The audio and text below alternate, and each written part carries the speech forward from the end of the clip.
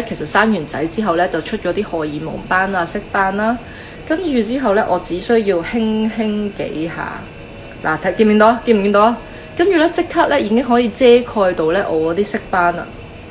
好話未成啊！第一咧，佢可以均勻我哋嘅膚色啦；第二樣嘢咧，佢係可以遮瑕度都非常高啦；第三樣嘢咧，其實佢已經係一個好好嘅防曬，佢有 SPF 50 PA 3個加添啊！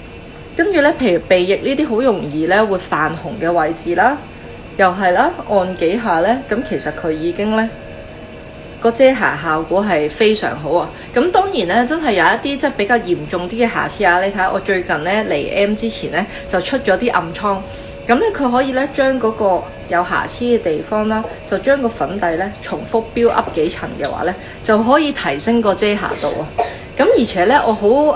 因為我自己試過半年啊嘛，無論咧我自己有啲真係皮膚敏感嘅狀況啦，即係成塊面痕啦，簡直係鞋㗎啦，好紅好腫嘅時候啦，就可以咧即係攞嚟遮瑕都可以出到街。皮膚敏感咗之後咧，會甩皮好乾嘅情況咧，咁我用呢個粉底都係一樣嘅效果好靚，而且唔會令到我嘅皮膚之後修復係有咩問題嘅。